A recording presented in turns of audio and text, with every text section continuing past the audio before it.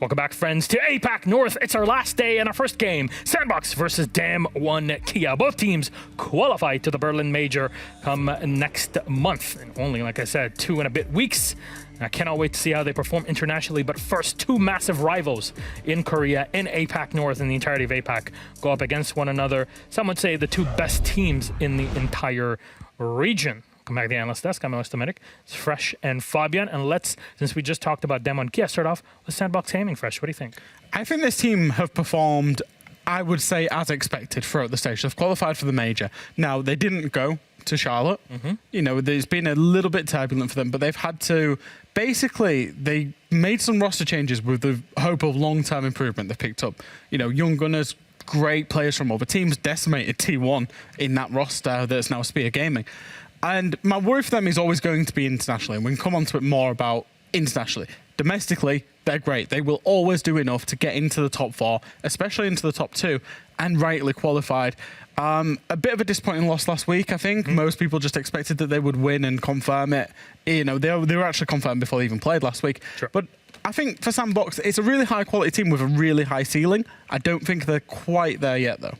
I think they're a little bit too heavily reliant on their individual performance in comparison to Dam1. While at the same time, I do think Dam1 probably have a better squad overall. So it's a team that's definitely, as you say, Jack, they're going to do fine in APAC North. I don't know if they're going to challenge as well against the international teams as Dam1 will, but it's up to them to show me wrong, right? Yeah, and this matchup, I mean, we're going to talk about it in the post-game and probably at the end of the show to see, you know, what are our predictions seeing from this region. But our head-to-head, my beautiful gentleman here, picked up one player from each one of these two teams. That'll be Arukaze and Yas. So what's the comparison? Well, they're actually in a very funny competition, these two players, as the best two players in the league, not just head-to-head with each other. In terms of rating, Arukaze and Yas are very close to each other. In terms of KD, Arukaze is about 10 in front of Yas. But also, these are basically the star men on their team. Obviously, Arukaze, it's his first stage with the Sandbox roster. Yes, you know, we've seen him. He's known and feared internationally. But we just wanted to highlight how much these two players are basically two of the star players in the league. And them going head-to-head today, I think it's going to be quite explosive. It definitely will be very explosive. I mean, I said in the first Playday that Sandbox, they have won the transfer window. They've absolutely crushed it. Picking up Arukaze from T1 has just been the biggest thing for them so far. And now we're going to see two players go up against each other. But it's not only that. We're going to see two squads. We could have put anyone really on this head-to-head. And it could have gone either way. Like, we just expect a banger of a game. And there's not much more to talk about because they're so good, both of them. And there's so much bragging rights in this. Yes. The top two Korean teams, they go up against one another in APAC North. They played against one another so many times over the past year. So let's see. Why am I doing finger guns today? It's inadvertently. Do you see me? You need to the click. No, I did one thumbs up and one gun. What's that about? Whatever. So let's have a chat about our map for this series. The best of one series. Gun game. No. No? No? Honestly, it would be great. Imagine Golden Gun, but with a gun skin where Even it's literally... joining in. There you go.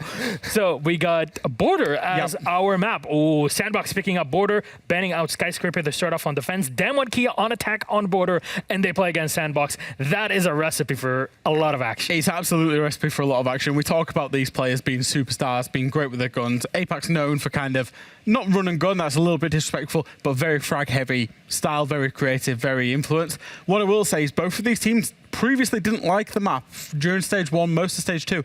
Both have picked it up during stage 2, played it once each, both won 7-3 each. So they're both pretty comfortable on it. Yeah, it's just going to be overall a game where each team can just frag out, and it's the aggression on this map that stands out. And it's, I can't wait to watch. Honestly, we're going to sit back, get something nice to kind of drink in, something maybe warm. It's a bit chilly in here. No, it's perfect, actually. Something cold. You're our resident polar bear here, Fabian. So there you go. Say, this is cold. Our game is ready. So Dam1 Gaming versus Sandbox. Thank you very much, Fabian and Fresh. Let's toss it to our casters for Border. It's happening. Thank you very much, Milosh. Finger guns, cowboy mode. Whichever it is, we have ourselves an old style shootout. It definitely is going to be a good one. Not per se for... I mean, it's not qualification anymore. That's on the point. It's just for the bragging rights. It's to see who gets that first seed out of APAC North to go up against the international teams. And this, to some extent, is also a bit of a tryout to see what these two teams have on one another, how they perform, because both of them will be going to Berlin. And of course, they both want to be delivering the best performance they can. Now, DWG, of course, we know them from internationally being able to almost outdo the best result APAC has ever delivered on the international stage. But Sandbox themselves are also some sort of mainstays, right? We've seen them on many events, although with a different roster this time compared to last events they've gone through. It's that sort of thing where if you were to ask about 6 months ago, if there were two teams that were going to Major, who would it be? It would have been these two teams, even with the roster changes from Sandbox. Obviously, DWG have been pretty locked in terms of the 5 players in the server since then. 6 months before that, you wouldn't have said DWG probably. Trying to get my dates in order, that would have been, I think, just before... 12 months ago now. Yeah, I think just before the start of the rise of DK. Yeah, their first stage was okay. The second stage is indeed when they started to show the potential that they've had. 2021, that is. And now, a fair team internationally. It's funny how quickly that can change. Definitely won a lot of hearts when they went over to the Sweden Major and basically won 1v1 away from making it to the grand finals. And I believe they could have won it if they went to the grand finals. I'm pretty convinced they could have been a major winner. Fresh agrees with that. Fresh agrees. Yeah. Do you know what's interesting? What is? That they love banning Finka. And if you look back at the Charlotte stats, of the 10 top killers, 6 of them were Finka mains. 6 of them had Finka mains played off right there. Yeah. Of the 10 top players, 5 of them were Finka mains. Surprise. Not so, really. And you know, there's not many teams, obviously we've talked about it in NEL, where it is quite prevalent, and the teams had a great performance in Charlotte, is that Finka doesn't really get banned out because it's not that it's a reliance, but it's like a mutually assured tool. Everybody's going to use it and push that advantage whilst they still can. I'm curious to see how DWG, who plays against it, has an impact. I'm just hypothesizing about the future. No, that's about okay. international play. Yeah. It's funny though that, you know, Sandbox, of course, the team that, in my opinion, introduced Finka to the playing field. Well, might have been with a bit of a different sort of composition with the buffs that would still come out from the adrenaline surge. Was it Sandbox or? It was both at the same time. Both. There was 2 teams in APAC that played Finka a lot. Was it IG or what they were called back then? And I don't know what they're called back then. I'm trying to remember the name of the player. I saw a post about it that reminded me. Oh yeah, but I think they played the Spear. Maybe. I mean, yeah, but there was 2 teams that played Finka quite a bit. We called it a bunker buster back then, right? That was like the dub we went with. As it was Elevate actually. Yes, it is what is now named Elevate. So back then that was called Xavier Esports, I think. We're throwing our minds back. Throwing our minds back. The same way they're throwing themselves into an approach here across East Stairs. Rin's trying to find the loose player that's actually on the opposite stair set, around the core of Metal. It's the Oryx. So Shyle can get himself a little bit of a hot foot move on if he wants. I'm not sure if the hatch is in a position. No, it's currently locked, but they could try and get themselves a big jump up towards break if they wanted to risk it. However, Static finds the opener. Woogieman gets taken out. A little bit more pressure around the bow of East. The Static just tries to keep an eye on a watch down here as they're trying to find that focal point of the breach itself. Some of that pressure comes across office. They have themselves a bit of an isolated on the rotation, but with the gridlock now out of commission, those are only going to be the only ones thrown. Good cam right here, hoping to find. That's a couple of feet there, actually. Yes, needs to be careful though, because there is someone that just rotated into CCTV. Somehow still finds that kill. It's going to get swung on though from the outside. It's Envy Taylor on the Uzami that quickly makes the way over, gets a kill, but instantly traded out as he tries to push back towards safety. now as they're going for a bit of a hasty spray round towards the backside of the metal chairs. Good Boys tucked onto the close corner. They're trying to find that bit of pressure, that way to force him out, and they finally found it. But the 3 versus 3 and a minute on, this is sometimes where Damwon Kia can shine. Their little bit of rotation, their late adaptations are something that brings that sort of synergy around those remaining players. And you can see as they grab that intel, get themselves restructured, a bit of a rotate one, I think, heading towards sandwich window. Onto vents instead to offer that crossfire. Oryx still below Emmy, and that means he could be jumping up that hatch to suddenly come in from an angle that might have not been expected from DK. But if you look at their current positions, they are very well located around the office. Ren currently opening up Sandwich to stop the rotation back towards the site, and that makes the Orcs even more important. There is a Claymore there. That's the kill from Katzing as well. The Plank can now get down right behind the bomb chassis, and they need to try and retake this, but it seems like it'll just go down for free. And there he is now. They're on sandwich window. Now they're holding off the rotation. Coated at the close cover, but doesn't quite make it all the way out there. The foothold angle should get the down. They're going for as much pace as possible, and a huge play there. Shia with the double kill. They got to try and find a way around the corner. Popped on the plant, realized there's 30 seconds, so want to try and find the fight against Rin first. There it is. Do they know where Rin is? Oh, they do. Good boy, able to get that security. The combination between those two players. We got a game on. We get a game on indeed, and to be honest, if we look at the plant from Damwon Kia, I think it was properly set up. You had the cover from the sandwich window, able to cut down the rotate directly into the site, just not if they were already near the metal stairs. They could be finding themselves in Fountain and suddenly deal a bit of damage. Exactly what happened when the two players started to fall back, and then a lack of information or a lack of response, unable to take out the Oryx, who eventually remedashed right into the action. And with that, Sandbox able to retake the site, able to get the diffuser disabled, and with that, find that first. Headed towards the bottom floor now. And that, normally, you would say, you know, all the way back in the day, is always going to be workshop, but that has shifted a little bit towards the bathroom and teller site.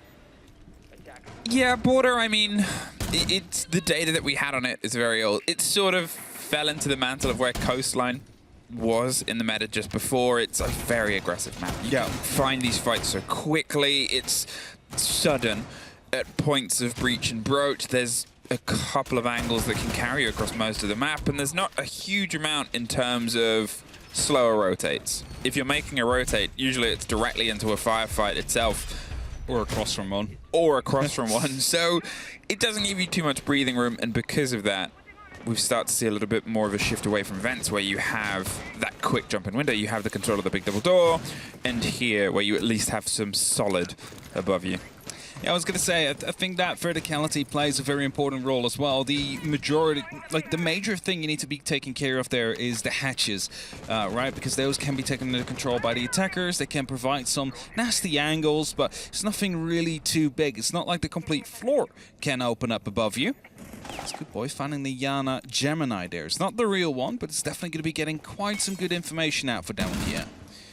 Well, Shah was playing on this role before. They have themselves that stretch and that ability to put that pressure from a bit of width. Rin getting the call on the claw and anything else that might be around. The alibi was obviously spotted out. They're trying to steady in, and those Valkyrie cameras should be removed sooner rather than later. They can be quite problematic, even with that new internal structure that we've had over the recent couple of seasons, the splits.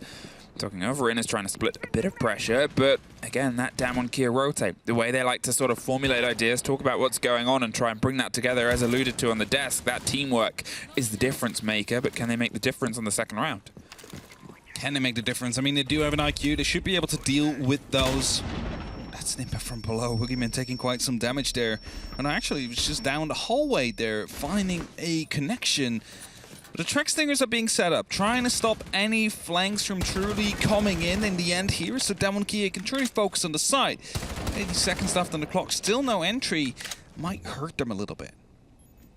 Yes, waiting for a moment to lead in here across the Yana. But it's still this steady sort of approach from Damwon Kia. The Gon 6 put some pressure onto the site itself. They haven't really grabbed any of that vertical control. They've just sort of isolated a pocket here and hope that maybe they can potentially tuck a plant. You can see Static's not getting angsty, but he's wanting to sort of say, well, I'm up here, you're going to find me. Well, Rin found one. Envy Taylor, the rotate round on the far side. They were there patiently for most of the round itself, and they're finally able to net something from it. But they still have to make this the final surge and leap towards the site. Again, it's clearing pockets of space and hoping they can get round on the back of it. Woogieman's watching a rotate. He just sees the sliver in the side, but doesn't quite get the full finish. A 4 versus 4 Arakaze takes a huge amount of damage just underneath the window itself. Finally, Coated is in. Now he's going to see if he can tuck the plant, hoping they have the cover. Good Boy can't quite get the full connection, but is doing enough to cause some problems. Hey, there's problems being caused. Yas and Oh, he's right on top of him. Oh, right on top of him. Kazan gets the refrag. The kit now cold. Under the window, the rotate right into the spikes and into the bullets of Yas. Static. Now all that's left. Hot drops his way over the hatch. They know that the plant is or where it was last, but they can't quite get it around the angle. 40 seconds, a 3 versus 1. Control outside the window and behind a shield. This one is probably all she wrote. However, the impact now would have been very helpful to get rid of that shield. Could have actually gone for a bit of a push there. Might actually just spot the player there. That's Yana's head. The white hair showing. Instead, it could go for a bit of a cheeky pre-fire here. Will be able to find that kill? Yes, indeed he will. Goes for the second one, but just missed him as he translated it across. It is a ping, though, from the Prisma that will be giving him an opportunity to fight him. Question, though, with the time running out. Is it in time? The answer is going to be no. That was it. I think as well as just having the window control, the positioning there, DWG, they took a gamble. They obviously, as I said, spent a lot of time building just enough safety to try and tuck the plant in. And then you could see the positioning of Yas was built for that. They had Rin on the swing as well to make sure that nobody could run around and just spray down. They were tucked in a corner.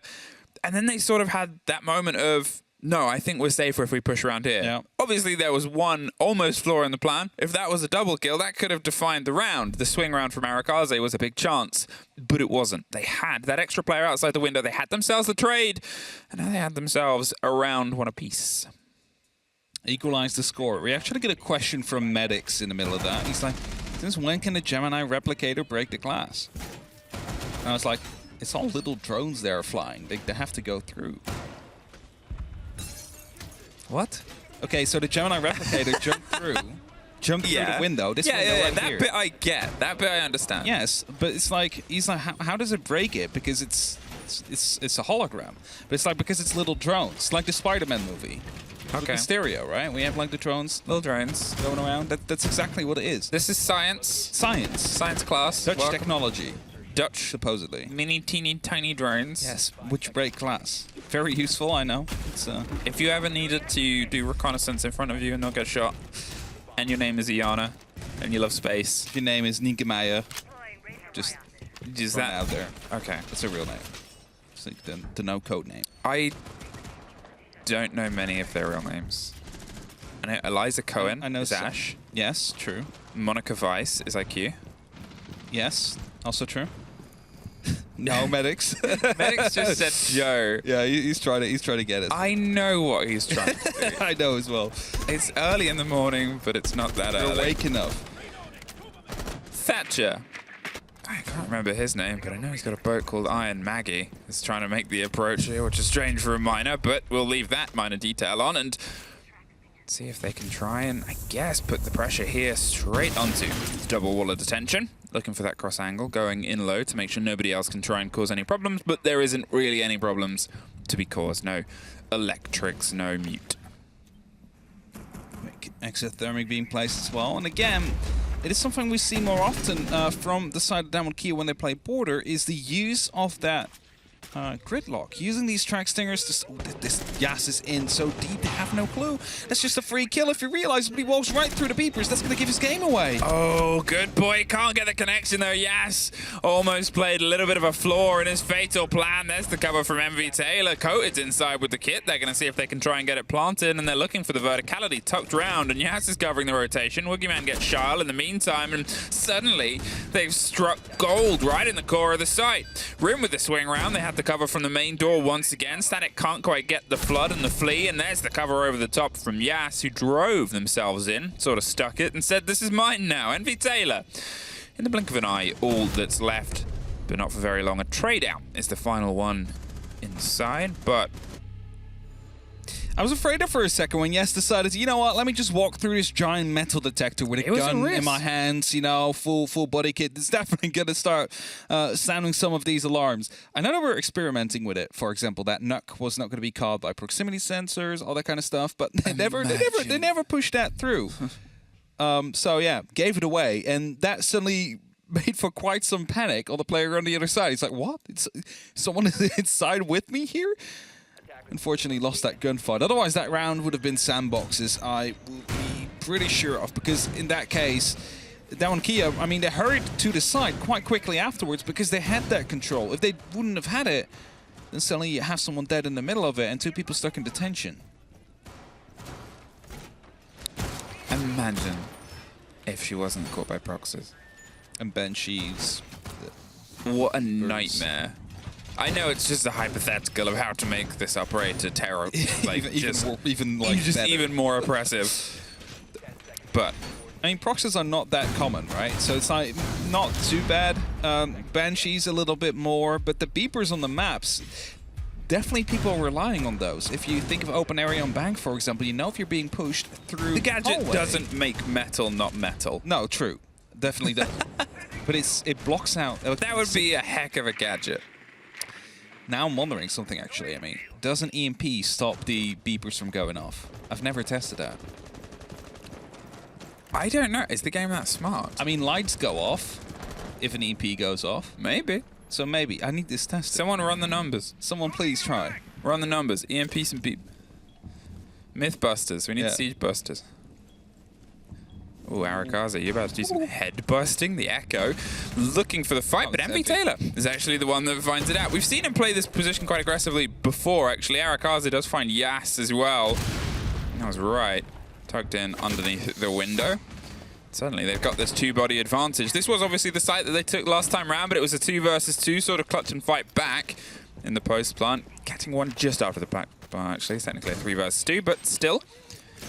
Can they try and make it a little bit further, a little bit more distance? Can they stop the kick going down at all for the first time over these 3 rounds? Sandwich will also open up, so at least for a bit less safety of the Azami player out there. Good boy, but he has used one of those keeper barriers to at least provide him a bit of safety and allow him to challenge. As he has been spotted out, he needs to fall back towards the fountain because there is someone coming in right from the hallway. That's a good flashbang onto Shal there. That's it. You could see the pressure swung around from the hallway at the same time. DWG, they knew they'd try and isolate a fight and see if they could at least swing one more out of it. There's Coated. Huge take onto MV Taylor on the far side, but took massive amounts of damage in that engagement. And obviously with a finkerless game, you're not really going to be getting that back anytime soon. Shal is still holding underneath. He obviously got blinded out, but if he can go uncontested here, the breach is starting to come through. He's going to go for the hop under the audio. He's hoping it covers it, and it does! Shal! He finds 2! It's a 3 versus 1 now. Woogieman locked inside CC. Open angles either side. Oh, that was a lot of Moxie Oryx. That is some bravery out there. You just saw, he heard the exothermic go off, and he's like, you know what, that's the perfect time to start jumping up. They will not be listening for that hatch jump. I can just swoop in and get a double kill as a result, and that's exactly what he did. He ended the round there. He makes sure Sandbox is going to be winning his second, especially as the pressure now onto Woogieman rises. He's on about 1 HP. Even this Bailiff, I think, if it hits it from here, is going to be able to confirm that kill onto Woogieman. Yeah, with the little amount of health he's got, all the intel coming round, it would even just be an Echo drone that could win out this round at this point. So you assume, unless Sandbox throw it away, it's theirs to take. They have a bit of a standstill. They have no more time. We have ourselves a 2-2. Shal finding yet another kill near the end there. But what a beautiful jump up that was. The exothermic went off and decided, you know what, I cannot cancel that, but I can make use of it. And that's how sound plays a crucial factor into that round. The exothermic blowing up might have just lost them there, even though, of course, it already was a struggle to begin with, losing those 2 players very early on without any struggle back towards Sandbox. It's such a ballsy play. Granted, you know, they're 5-3 in the body count. The pressure's coming through. There's about 40 seconds left. Why not make one of those swing plays? You'll either lose it and it's a 4 versus 3. Or you win it and it's 5v1. Or that happens. Here you have it again. This is when it blew up, and that's when he steps up. Finds one. This one is free. The second one was more of a 50-50. Took some damage as well. An extra bullet, and he would have been dropped. Static as well, by the looks of it, rotated out the breach around the time of that first kill. He was waiting for it. Like when the exothermic was being put up, he went even closer to the wall. It's like, if this blows up, I'm going to run right out to try and put some aggression towards the thermite. They were ready to go aggressive there with more than just one player that jumped up. I'm wondering if they had an echo drone, maybe feeding some intel information. Potentially. Who knows? Either way, it was a great play, and now's, I guess, the time to make a difference for them. They've won it twice on Armory. That's the first time we've had a round where the kit hasn't gone down out of the 4 that we've had to play. So can 5 be a better attempt here? Last time, down 1 Kia, they had a little bit of a quick change of heart and hands, and suddenly it was a post-plant 3 versus 1. They then went from a blink of an eye of an even game to full control. And it's going to be down to Sandbox to see if they can slow and maybe once again pull out an early first body that they were able to just there on the previous round. I'm just going to ask Medics, did you see the little drones this time that broke the glass? He confirms. He confirms. He saw a bit of salt, but yeah. Either way, IQ on the board again. It's going to be able to spot out some PC utility. Last time found a couple of players on their phones. Not going to be the case this time, though. Drones might find those players, though. Shao is hiding, but it seems like they're aware. There is a ping. It's not accurate. C4 from underneath will find Cat Sang, though. That's a Heart Breacher gone. The Heart Breacher gone. I think it was just out the window. Could have been the case as well. And that means it's going to be even more troublesome now to take that verticality, because that hatch stays closed. Well, now they're going to see if they can try and swing themselves onto the door, but it's Yas with the cover of sandwich windows, able to find the back of Shyle, and Rin can move in with Coded applying the pressure there. A very different-sided take here, but you can see a presence underneath. There's a C4 placed by the Valkyrie. When it gets popped, I guess, is down to hoping for the call. It is pinged out. They have the attention. They have the idea of it. They have the swing round. There's 70 seconds left. C4 is blowing up from underneath. The sledgehammer not working. Static is hiding right here. Finds a beautiful kill. Brings it back to a 4v3. It's a Gemini replicator that runs past. It's not going to be able to find the exact confirmation there, but Woogieman will definitely shut him down. 3 versus 3 now, and just under a minute left. They're just getting a bit more control. But this is the sort of difference to the take they had before. They tried to apply that pressure. They tried to get that confidence and clarity in that key idea of where can we get this kit down. Coated's still fishing for that. He's trying to find the tuck on the corners. He's forcing the players out. There is a ping round towards the swing of that Armory side, but with Woogieman tucked onto the window, that's the hope of the plant. Just missing that vital last bit of intel. The cover comes around. They want to go in close. They're getting rid of that bulletproof. It's a swing and a fire round. Good Boy can't make the connection. Hoping to get the fight over the verticality. They do a lot of damage, but it's not enough. It's suddenly a 2 versus 1, though. The important fight happened around the kit itself. Coated. 10 seconds to hop over a barrier, try and drop down, and either get 2 kills or a kit down, and amongst it, you don't expect it to go too well. 3 rounds. And a super shorty. A super shorty. Sandboxes. It's a good half so far for Sandbox. I mean, normally we would say that the attack is pretty much favored in a game like this on Border. For now, Sandbox with 3 rounds, having the opportunity to fight for 4, definitely doing some good business for themselves here. But there's always 2 halves to a game of Siege, so even though it looks good now, it might not translate in the end. We'll have to wait to see whether or not it did. First, we still have this round 6 underway. The last round on the defense for Sandbox until we reach overtime. And Damokia will be desperate to pick up the extra point. Even though if they lose, though, they will still be first seed. So it's like, not too bothered by it, maybe, but they still want to get that win. You still want to make sure that they beat their competition for the major. It's also the tough sort of face of what is Border. Is it a map that plays better to the attacking teams? Is it ones where a couple of plucky defenders can pull a whole round based on the sort of ferocity of movement? It's something where Sandbox have tied a couple of these out. The 3-3 half isn't the most outlandish thing, but being able to pull those rounds better and better is that sort of, not worry, but a little bit of concern towards the end. The barbed wire just tucked around is going to say, hey, you want to try and punch this? We're going to swing you. Yeah, definitely don't want to go for that in the end here. Is he going to go for a nade? No, probably just tries and see if he can find any PC utility to take out. Allow the breach to happen in detention. As drones are being sent in position. Actually bouncing back as well, unfortunately, for Boogeyman has to go for a rethrow. Border has been played 3 times so far. Just bringing that up. 44 overall defensive win rate, so the attack should definitely be favored here. But the thing is, you're also playing with 2 of the best teams in this, the two best teams, I have to say, of the region against each other. They know each other, that's an aggressive jump out. Somehow Katsang lives. Yas will again die though by a frost mat. Is able to be recovered. I'm not quite sure if they heard that, but the tension will open up. I don't think they did. I think that was covered by the sounds of the hop out and the fight elsewhere. Obviously, it's a very loud rifle, and there's a spray through Rin. At least keeps that rotation from coming through, because otherwise, good boy, it would take a bullet to confirm that kill, and he could do it under no pressure, but there it is.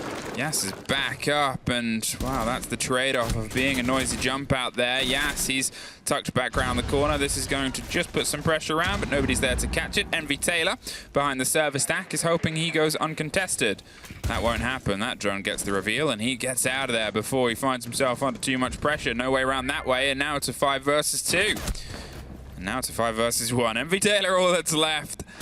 And he looks for anything, but nothing to be found. A 3-3 half. I think Sandbox went a bit too aggressive there, Emmy, towards the actual frost mat. They did realize, you saw them starting to rotate around. They wanted to confirm that kill onto Yas. However, Sandbox holding the angles.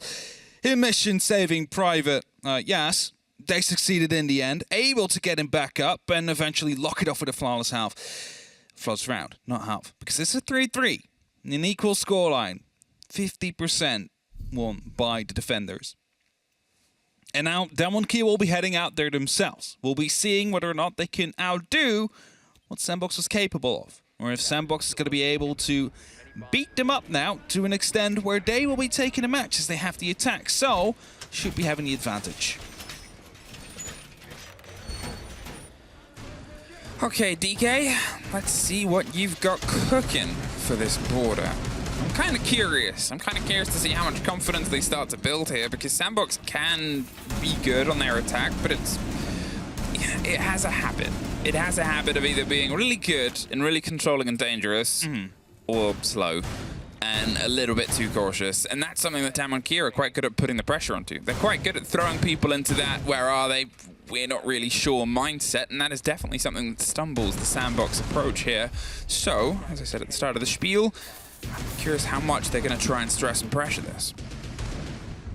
Electrical placed on the ground there, just to make sure that the sandwich wall is going to be reinforced and electrified. There's a bunch of ADS behind it as well, so you can already tell that they want to play out there at some point, sooner rather than later. Now, as the utility is still being set up, keeper barriers are being tossed around, rotations are being expanded on just ever so slightly by Yas, because he doesn't want to get stuck behind that 1 centimeter wall piece.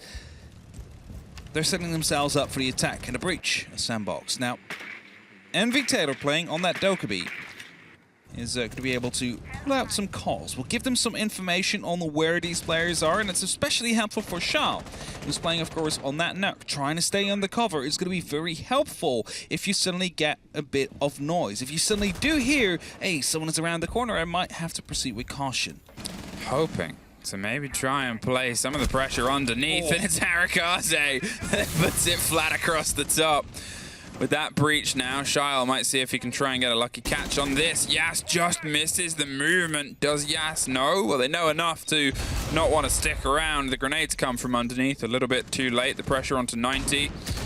Also doesn't get the catch. Does a sliver of damage, and Yas knows that there's eyes on him, but he's not entirely sure where.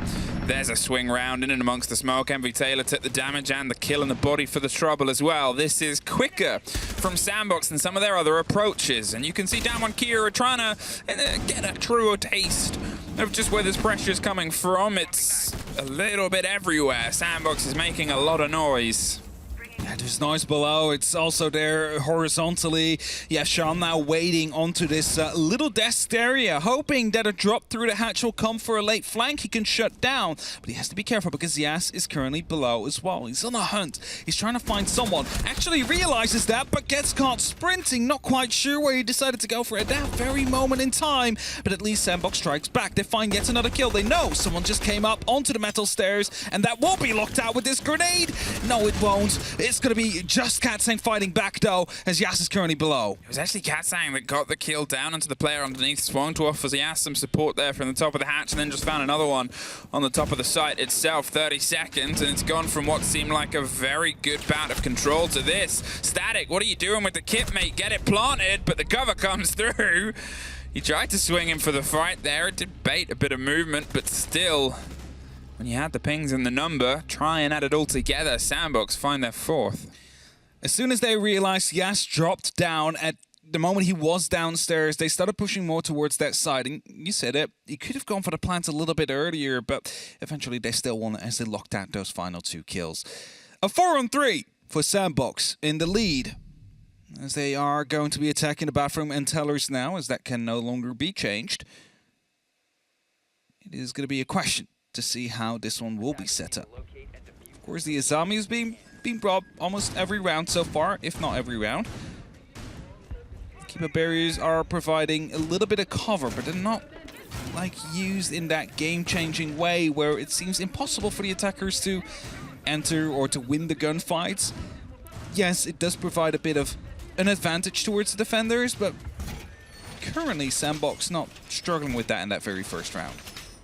Neither did Damwon Kia on their attack, so it's like the ways it gets used, sometimes it's more effective than others. Good boy on the Amaru. I'm super curious. After seeing the hatch play, Sandbox pulled off in their defensive half, I kind of hope for a little bit more crazy. Might go super aggressive here. I mean, of course, we are playing on the bathroom tellers, but we know that the verticality is quite important. So, I was going to say, you cannot go up there. It's just the camera you're going to take out.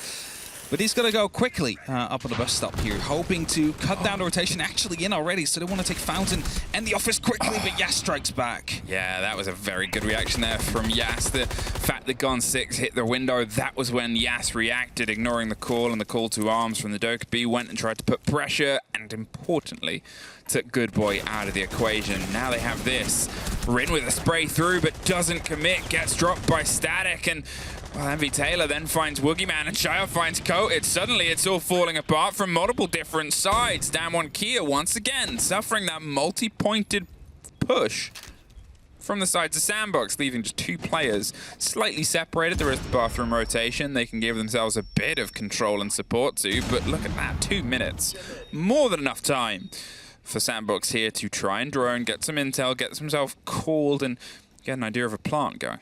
Slowly starting to creep around the site now as well. That's a missed drone. I believe there was someone in that corner, but they definitely do know now as Yas has taken out that drone. Goes a bit more aggressive, gets picked up by Shao. Goes aggressive, again gets caught out sprinting. Needs to stop running around as much as he does because it is going to be costing you rounds sooner rather than later. But now Katsang close around. Knows someone is up top. Could be going for a bit of a spray here, but he doesn't quite want to go for it. He wants the clean headshot. We'll find that. 2v1. The diffuser now being put down by Arakazi. Means he needs to go aggressive. This needs to be covered by Static, and he does have it covered as well. Sandbox expand their lead 5-3. It's sudden when they go for their takes. It's very explosive here from Sandbox. And that was the thing that I sort of alluded to at the turn of the half, is the Warriors, you have the tale of 2 sandboxes. You have the Sandbox that gets cautious and slow and tries to be meticulous, but ends up a bit lost. And then you have a Sandbox like this that brings Amaru, goes for a rush with the combination of the DWG and the Gun 6 and tries to hit them hard and fast, but then still has that movement behind it. Doesn't sort of twiddle their thumbs and try and reevaluate the whole world and state of things. And that's important in Siege. Hesitation kills. It does. So if one thing goes wrong, you cannot just completely overthrow everything you just set up to do. Like, everybody's in their positions, everybody knows what they have to do. Yes, you lose that first gunfight, but that doesn't mean the round is over. You do not need to win every single gunfight to eventually win it. So when they push through, when they decided, you know what, it's still time to go, it's still time to put up the pace, that's when they were able to make those changes happen, to swing the advantage back into their own favor. And where DWG was unable to shut them down timely. I really hope DK DWG, if you're listening, Bring please merch. bring some merch. Yes. Please, to Berlin, bring some shirts to sell. You will sell out within I'm just gonna a minute. call out. You know what? Gassan, if you're listening, I hope you are, can you ask it on the interview, please, if they can bring some merch? Yes. It's the most important question. If we see DWG on the interview days, that is... Yeah, it's true. Yeah. Ask Sandbox to bring merch as well. Yeah, ask Sandbox as well. Merch from the region is very tricky to get outside of the region. It's not even just spend a million billion euros. It's just tricky to get. You just cannot really get it. Please, I implore you. This is a public service announcement from the whole EMEA team. Your shirts are really, really cool. I wish to buy them. It's such a cool color as well. You don't see it often. No, you don't. It's a very nice design. Yeah, definitely is. Either way, 5-3. We might not get the opportunity to talk to DWG because they're currently lacking behind. Sandbox, their 2 attacks so far have been explosive and effective at that. That means that DWG needs to strike back. Now, they just had the tactical timeout. They just had their 45 to have a bit of a chat together, see what's going wrong, see what they can change to make sure that they change the momentum back into their own favor. What are they expecting here, Sandbox? They're being very cautious onto these windows at first, whether they had the drone intel or they have some knowledge on how DWG likes to be and change things up after attack timeout. They're definitely going with a different approach onto their first couple of rounds here, and well, so far it's made sure everybody is still alive. At this point, they'd taken out 3 of the opposing team on the previous round. Granted, it was a much quicker approach. Even before then, they'd got 2. But here, it's more cautious and is almost netted out there. Good boy. Takes a sliver of damage, gets the call on where Rin is, tucked in with those long angles and holding on to what is seemingly a more spacious defense. 3 ADSs onto that corner there. He really doesn't want to be taken out. And because they open up this wall like this, it's also not going to be possible to get an extra thermic, would they have had one, onto the wall to open it up from the side. So it's a good thought out thing there from DWG. At least keeps that position safe, as very tight angles being held there, but yes, again, just going off at the moment someone passes. Well, that round to the corner of 90. No ADS is there. We'll get the shield. Rin gets static, though, in the meantime. Katsang's position is going to be a little bit trickier to hold, but not impossible. The Azami might offer some structure. It's a swing round and a blind. That is a very good smoke canister. Forces them out of that tucked-in safety. There's a swing round. Envy Taylor gets caught out on the window, and this from DWG is so well put together. They do finally lose out that player, but they've taken 2 of their own. In that exchange, Shyle is able to at least make some ground underneath. He was entirely unable to on the previous round and missed a lucky swing onto Yas, who's going a little bit more adventurous. Katsang gets locked out and caught by Shyle. There's 2 for the trouble. Now 1 either side. Coated. 1 more smoke canister is going to buy him a little bit more damage, but he knows he's under pressure from the backside of the staircase. Yas catches the drone. Will he go for a rotate back round to the site? Might get caught from the rappel. Coated definitely has. He's tucked himself in. Good boy. 30 seconds. The kit and the rotate round towards that back wall. They've got themselves a little bit of safety, and Yas has got himself a rotation out. That's the important part here with Shyle, though. He's the surprise, he's the pings, he's hoping to get a loose player, but he's got to make a little bit of noise. They can hear the broach coming, 15 seconds, and the pressure's going to start to mount. Yas is going to try and isolate this fight, finds it.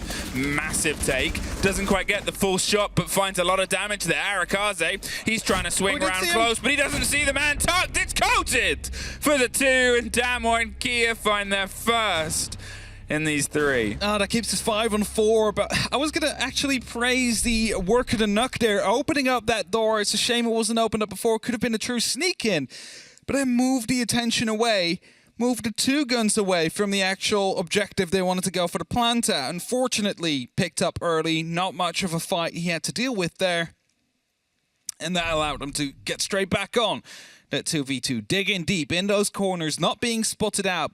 Probably due to FOV, we have to say, or just being hyper-focused at your reticle. Now, Sandbox gets another attack. DWG get another defend. They will be going down towards the ventilation, towards the workshop, seeing if they can pull another win out of the bag, seeing if they can bring this up to a 5-5. Frostmats are being put down just to try and catch off some players that are not paying too much attention, not droning in their entries before they truly go in. Or completely droning, rather, because sometimes you see a drone being tossed right over the Frostmat and they will never really know it was there. Damwon Kia, what happens next? It was something that we talked about when we started to see the swing round on the early half of this map. The what? The early half of Early? this You mean map. early? Sorry, I've just started talking Earlier? Swedish. Fabian's like, that isn't Swedish, wherever he is. Doesn't matter, we don't believe him anyway. It's tricky on the other sites outside of Armory, and obviously that's why we've just had the first round win here. And there was some growth from Sandbox. They started to put some pressure onto the other sides after losing most of them. It then became a bit of a turn and a swing back round to the 3-3 half here. What can they do? Damwon Kia on a slightly different site, a slightly different bout of pressure. Bit of danger there, actually, walking right in front of the window before you drop down. Could have been a pretty far receiving end from those defenders right after you put the Claymore down. Of course, no one there. Kazi opening up. He wants to go quick here. It's also the Monty inside. They want to go for a quick plant under the cover of the smoke. Well, that's not going to happen, is it? Says Damwon Kia, the spray through. They absolutely locked down anything that was attempted on the pace there. I'm not quite sure what happened on the door. The Monty ended up tucked in, but instantly put to bed. Yas is going to hit the wrong side of a Claymore here and take that bit of damage, but there's still 4 more players to get through, and a cold kit inside the site. They've got it from above. They've got it from 2 different angles. Nemfi Taylor, he's got a minute 40 to talk to the team. It's winnable, this. Don't worry. Everything's winnable. It's definitely winnable. He's going to go for it. Trust me. So he's going to start moving in. Gets the first. Oh, there you go. Needs to find 3 more. He's being challenged by the Servitor. He finds the headshot there. Suddenly it's just a 1v2 with 80 seconds left. So I believe he's just been called back because he went further down towards the back of the workshop there. So now indeed we're into that territory where he can either use those 60 seconds to talk, the hour left, or see if he can maybe still make it work. And there are some Frostmats all around, so he needs to be careful. There's also a pulse that will be given out his heartbeat and his every motion. But it's definitely angles being held here. He's being challenged. That's dangerous. He shouldn't be challenging it. I wonder, in that hindsight is 2020, if the pulse was the read that was able to sort of filter that the rush was coming through, and why Damwon Kia are able to react so quickly and so poignantly to it, because obviously they were trying to play a game of attention. Yeah. The Candelas and Sandwich window, they were making a lot of noise. The Claymore, they were sort of trying to hope to draw those players up, and they were forced back a little bit. They suffered a bit of damage, but then suddenly everybody was dead. I think the first Candela as well was meant to blind the player behind the half wall, because you have the verticalities there to shut people down who walk in from the window, to shut people down who walk in from the door, both alike. I think that failed. The flash is not really coming through, or at least the push after that was supposed to happen, not really connecting, because you saw them drop like flies. And as you said, the Pulse probably having an idea as well. The Monty will be given a lot of sound cues at the very same time that there is something coming. And if you have that Monty and you want to go for a quick plant, you're going to be at that main door. Otherwise, you're going to be clearing something out systematically. So with that, a lot of cues together with that Pulse given away to respond as quickly as they did. And that called for a timeout for Sandbox, because that round completely fell apart as quickly as it started, really. That leaves us at a 5-5. And suddenly, it's very doable for Damwon Kia again. It looked like Sandbox was taking the driver's seat off this game, but now both are a round away from picking up a point out of this game. It's the fun thing about the second half. It was a 3-3 even half, obviously, on the opener. Then we had 2 rounds from one team, an attack timeout from the other, and now 2 rounds from that team, an attack timeout from the other. So we find ourselves keeping a very nice synergy, a nice, beautiful reflection of each other this game. Nice little rhythm that we're in. Paradiddle. A what? It's a drum rudiment. Okay. Right, left, right, right, left, right, left, left. Okay. I'm not that musically gifted, or never really put the If effort anybody in it has ever studied percussion or learnt drums, they will know. me Okay. just saying drum rudiments has thrown them back to grade 1 drums. That's the next thing I was going to say is, like, I've also never really put in the effort to learn much about music. Practicing flams, Yeah, I have no clue. single stroke rolls. No, it also doesn't ring a bell to me. Okay, I'll stop naming drum rudiments. I know you can tap the stuff. That's about it. Yeah, you So, do. yeah. That's part of it. Drumming. Can Sandbox tap the idea of winning a round? That's a good question. The grenade will definitely be the first telltale sign. Now they know someone's out there, and that is Rin just sent to the wall face first. An entry kill for Sandbox. A more than welcome one as well. Good droning work there. Good information gathering by Sandbox. It's not just that they tossed up a grenade and hoped for the best. No, they knew exactly where that player was. They knew exactly whether or not Rin was moving, and they were able to punish Rin accordingly. Now, Katsang has been spotted on these east stairs, and if you look around, a lot is actually closed off. Needs to be careful here to not be finding the same fate as Rin did. Now, obviously, it's the first time that we've seen this sort of approach here across this board because, well, okay, maybe we've had a taste of this round, but it was something where it became very bitter and aggressive on the opposite side. They got in quite fast and then locked it out. Suddenly kills all across the board. Almost a second grenade kill. Katsang isn't going to give up the territory. He's hoping he can sort of live in that space, but they know he's not escaped, and that's the important part. Just slunk away around the corner. There's Good Boy to get that final shot round. He's looking for the fight. Arakaze is offering some support and some pressure onto the other window. This is Sandbox, more focused on individual players. There's the next, there's the lockout, there's a blind of his own player, but Good Boy was at least able to take the connection. 3 sort of individual takes there on individual players of Damwon Kia, but you see generally how much is behind it from the side of Sandbox, and they're making sure that they have them wrapped around. If you just look at those first 3 kills, those are 3 players completely isolated. One by information. They knew where he was going. The grenade came out and secured it. The other 2 was information game. They knew exactly where they were. They slowly crept themselves around, made sure there was no way out. And the only way to actually fight themselves out was to kill every single Sandbox player around them. So the first 3, very well used. Yes, using the proximity right here to get the drop onto Shao. That is going to be to knock out of play. That was a very clever play, but Static's going to see if he can get the kit down in the meantime. They know that one of the players was up top. They could have gone for the rotate underneath, a little bit too late on that smoke canister, and not quite the right place. Waylaid. Coated. He's trying to dig himself in closer. They've obviously got the pressure. I talked about it before. Outside the window, above and flat across it. They're not down, but they're tucked and rotated and find the kill. Coated locks down seating and sits them down on the far side. They're going for the fight outside the window. They're watching the staircase as well. The rotate is very awkward and precarious to make, and well, Yas is going to have to go the long way around, but look at the timer. This is such a gamble. They're probably not going to make it back to the kit in time at this point. No, I'm pretty confident saying they're not. We are looking at Sandbox taking this round here, and well, taking, I think, a very good approach, just the individual pressure onto the players. Hunting for some kills there in the end, and as you said, good individual pressure, like isolating them one by one, not putting yourself to be prone towards their crossfires. Really, we're going to recap it again. Drone on the first one. Grenade coming in from below. That is suddenly CCTV/break room cleared out. You don't have to worry about that anymore. That means you can focus on east. Now, there's a couple of ways in from east. You can either hold it from like below, make sure someone is in passport, just holding down the staircase, make sure they can come down. Then you can put someone on east and someone on the west doors, so you can stop them from rotating back towards the side as well.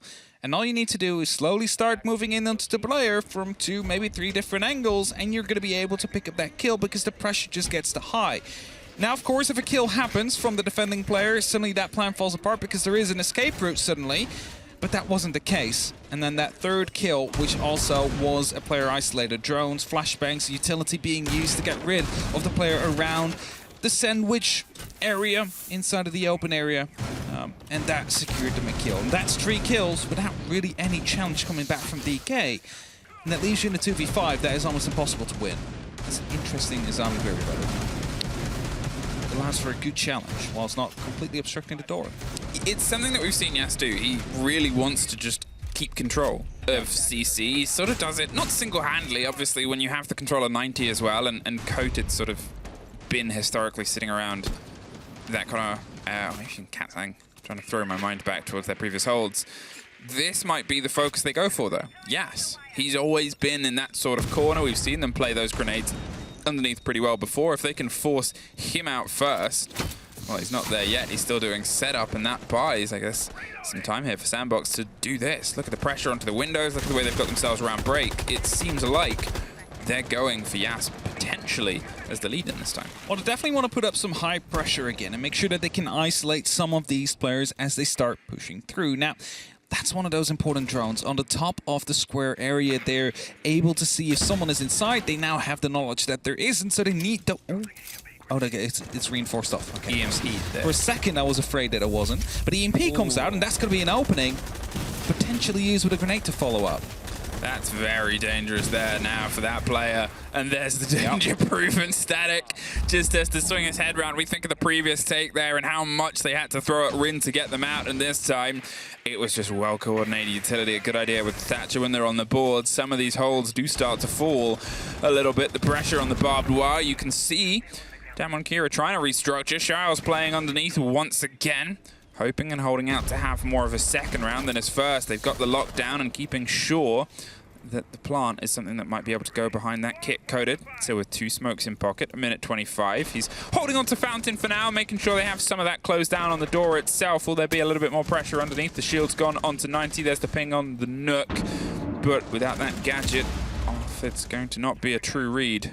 Hoping to put up some pressure there with those grenades. Not finding anything yet, but Coda falls, and that means that the Fountain is now slowly starting to drop as well. Katzing has to retake that. That means Metal is suddenly not completely safe anymore, and with Woogieman being in the back of the site right here, it's gonna seem like Sandbox might be able to lock this one out. Oh, Harakaze finds one more, and Woogieman, he is all that's left. There's some intel, there's some vague ideas. There's the head of Static, there's the heavy hitting rifle for the second, but Shile, he hits back.